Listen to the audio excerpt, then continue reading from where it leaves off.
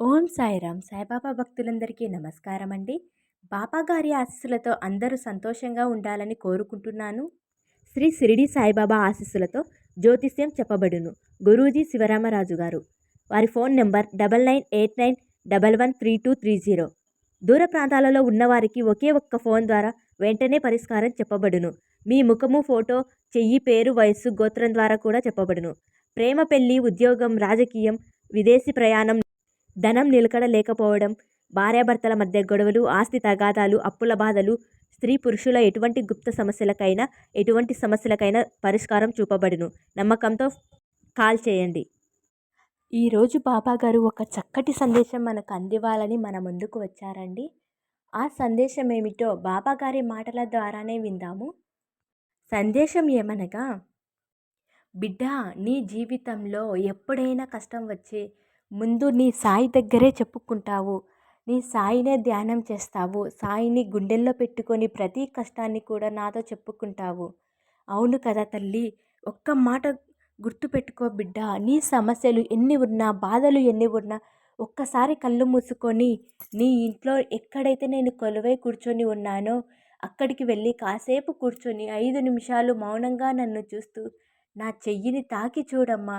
అసలు నీ సమస్యలేమిటో, నీకు ఎందుకంత బాధ కలుగుతుందో నీకు నువ్వే అర్థం చేసుకుంటావు. నీకు ఎప్పుడు కూడా ఎవరు లేరని బాధపడతావు బిడ్డ. నీకు నేనున్నానని ఎన్నోసార్లు చెప్పాను కదా. నీ కష్టాలు అన్నీ ఇకపై తీరబోతున్నాయి బిడ్డ. నీకు నేను మాట ఇస్తున్నాను. ఏం చెయ్యడానికైనా సరే విచారణతో బాధపడుతున్నావు కదా బిడ్డ.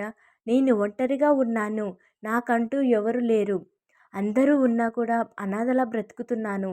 నా కష్టాలను చెప్పుకోవడానికి ఒక్కరు కూడా ముందుకు రావడం లేదని ఇలా మదన పడుతున్నావు కదా.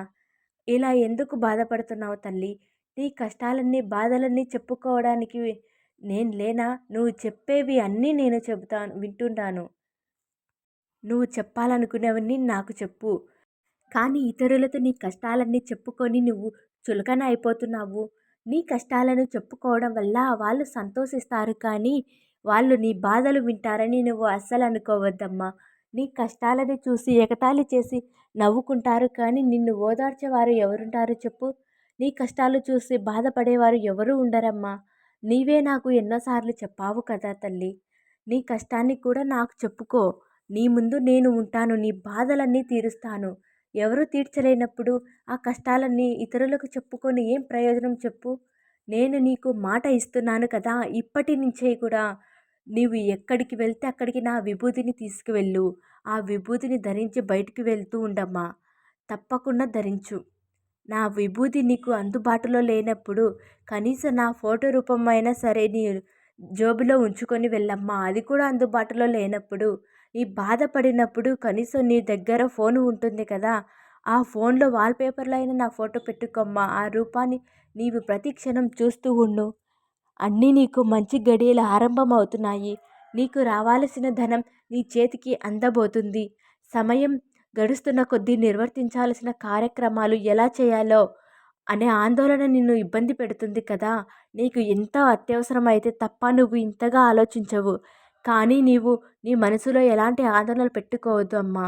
నీకు సమయం కన్నా నీ సమయానికల్లా నీకు ధన అందేలా నేను చేస్తాను.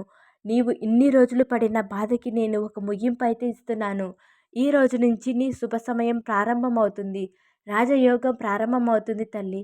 ఎందుకంటే ఈ రోజు నుంచి నీ జీవితంలో కన్నీరు పెట్టించే జీవితాన్ని, ప్రతి విషయాన్ని తరిమివేస్తున్నాను. అది కష్టమైన, బాధైన, అప్పులైన, అనారోగ్యమైన, నిన్ను బాధించే మనసులైనా సరే, వేటినైనా సరే వాటన్నిటిని నీ నుంచి దూరం చేస్తున్నాను బిడ్డ.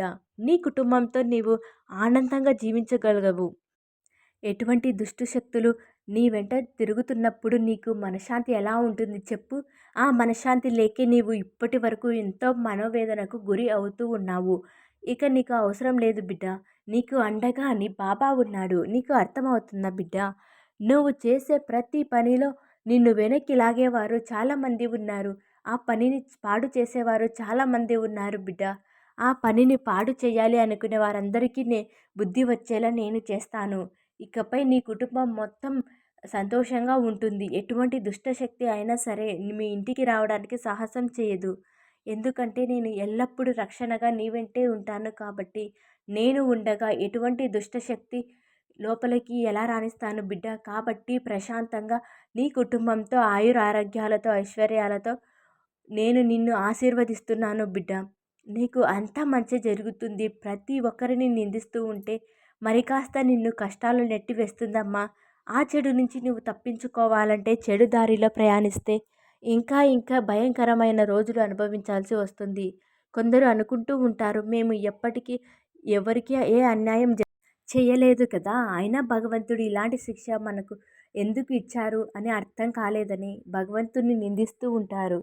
కానీ ప్రతి ఒక్కరూ తెలుసుకోవాల్సిన విషయం ఏమిటంటే, జన్మించిన ఎవరైనా సరే తెలిసో తెలియక ఏదో ఒక పాపం అనేది చేసి ఉంటారు. అది తెలిసి చేసినా సరే, తెలియక చేసినా సరే దాని ప్రతిఫలం అంతా కూడా ఎంతటి వారైనా అనుభవించాల్సిందే బిడ్డ. అసలు ఈ సహనంతో, ఓర్పుతో ఉన్నట్లయితే అసలు నీ జీవితంలో ఏం కోల్పోయావో అది నీవు తిరిగి పొందగలుగుతావు. కానీ కొంతమంది ఒక్కొక్కరు త్వరగా పొందుతారు. మరికొందరు కొద్దిపాటి ఆలస్యం జరుగుతుంది అంతే తప్ప ఎవరికి కూడా అన్యాయం జరగదమ్మా. కానీ నేను చెప్పేది అర్థం చేసుకో తల్లి. ఏదైనా తిరిగి పొందగలము కానీ నీవు ఎవరైనా కోల్పోయినప్పుడు వారిని తిరిగి పొందడం అసాధ్యం. అందుకే జీవించి ఉన్నప్పుడే వారిని ప్రేమగా మలుచుకోవాలి. నీవు ఇంతగా ఎందుకు దిగులు చెందుతున్నావో నాకు తెలీదనుకుంటున్నావా? నేను గమనించడం లేదు అనుకుంటున్నావు కదా! నేను నిన్ను ఎల్లప్పుడూ గమనిస్తూనే ఉంటాను. నీ బాధ ఏమిటో నేను ఎప్పుడు తెలుసుకుంటూనే ఉంటున్నాను. నువ్వు చెప్పేది ప్రతీదీ వింటున్నాను. నీకు ఏమి కావాలన్నా ప్రతి ఒక్కటి కూడా సమయానికి అందించే పూచి నాది. మనసారా నీవు కోరుకో బిడ్డ, అది వెంటనే అది నీకు చేస్తాను. అవన్నీ నేను నీకు ఇవ్వడానికి ఎన్నో ప్రయత్నాలు చేస్తూనే ఉన్నానమ్మా.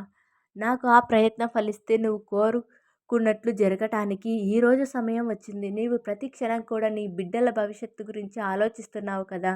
నీ భార్య భర్తలో మార్పు రావాలని నీవు ఎప్పుడు కూడా కోరుకుంటున్నావు. వారి బంధం దగ్గరవ్వాలని కోరుకుంటున్నావు. మరి జీవితంలో ఎటువంటి లోటు రాకుండా మంచి ఉద్యోగంలో స్థిరపడాలని ఆశ తల్లి నీకు. అలా కోరుకోవడానికి కూడా కారణమైతే ఒకటి, నీవు ఎంతో కష్టజీవివి. ఎటువంటి ఆశలు కూడా నీకు అత్యాశలు లేవు. కనుక పిల్లలకు మీరు చదువులో తప్ప ఏమీ ఇవ్వలేకపోయారు. అదే కదా తల్లి నీకు. వారి జీవితంలో ఎటువంటి ఇబ్బంది పడకుండా చదువునైతే ఇచ్చారు. వారు వాటిని సద్వినియోగం చేసుకొని ఒక్కొక్క మెట్టు ఎక్కితే వారి జీవితంలో ఏదైతే ఉన్నత స్థాయిలో వెళ్ళాలనుకుంటున్నారో అదేవిధంగా వారు మంచి స్థాయికి వెళతారమ్మా. నీవు బెంగ పెట్టుకొని నీ జీవితంలో ఆరోగ్యాన్ని పాడు చేసుకోవద్దమ్మా. కంగారు పడకు. నీ సాయి ఉన్నాడు. ఒక 5 నెలల్లోపు నీ బిడ్డకి మంచి ఉద్యోగం చేరినట్టు కబురు వస్తుంది. నీ సంతోషానికి అవధులు ఉండవు. ఒక మంచి వార్తను అందుకోవడానికి సమయం దగ్గర పడిందమ్మా. నువ్వు చింతించవద్దు. లక్ష్మీదేవి మీ ఇంటి తలుపు తట్టబోతుంది. నువ్వు అనుకున్నట్లుగానే నీ బిడ్డలు ఎదగాలని, మంచి స్థాయిలో వెళ్ళాలని కోరుకుంటున్నావు కదా! నువ్వు కోరుకున్నట్టే జరుగుతుంది. మరి నువ్వు కోరుకున్నది అంత త్వరగా ఎందుకు జరగలేదని నువ్వు నన్ను ఎన్నోసార్లు అడిగావు. కానీ అన్నిటికనేది ఒక సమయం రావాలి కదా తల్లి! ఆ సమయం రానే వచ్చింది. ఇక నీ అన్ని శుభగడియలే. రాజయోగం మొదలవుతుంది. నేను నీకు ఇచ్చిన మాటని, వాగ్దానాన్ని ఎప్పుడు కూడా నెరవేర్చడానికి సిద్ధంగా ఉంటాను బిడ్డ. నీ కష్టాలు అన్నీ కూడా తీరిపోయినట్టే. జీవితంలో ఎంత ఎదిగినా కూడా ఒదగమని నీకు సాయి ప్రతి క్షణం చెబుతాడు కాబట్టి నీ జీవితంలో లక్ష్మీదేవి అడుగు పెట్టబోతుందమ్మా. కాబట్టి సంపదను చూసి మురిసిపోవద్దు. నీవు ఈరోజు కష్టంలో ఎలా ఉన్నావో రేపు నీ జీవితంలో సంపద వచ్చినా, సంతోషం వచ్చినా ఎప్పుడు కూడా ఆనందంగానే ఉండు. అవే నీకు 10 కాలాల పాటు కాపాడుతూ వస్తుంది అమ్మా. సంతోషంగా ఉండు. సంతోషమే నిన్ను వెతుక్కుంటూ వస్తుందంటే నువ్వు చేసుకున్న అదృష్టం, నువ్వు చేసుకున్న మంచి కర్మల వల్లనే అదృష్టం అనేది వస్తుంది. కాబట్టి నీ సాయి చెప్పిన నీ జాగ్రత్తగా విని ఆచరించి చూడు. అప్పుడు తప్పకుండా శ్రీ మహాలక్ష్మి తప్పకుండా నీ ఇంటిలోకి వస్తుందమ్మా. నీ ఇంటిలోకి వచ్చి సిరి సంపదలతో తులతూగుతూ ఉంటావు. ఇక సంతోషంతో ఇల్లు తల్లి అని మన బాబాగారు ఈరోజు చక్కటి సందేశాన్ని మనకు అందించారండి. ఈ సందేశం మీకు అందరికీ నచ్చిందని అనుకుంటున్నాను. ఓం సాయిరామ్. సద్గురు సాయినాథ్ మహారాజ్కి జై.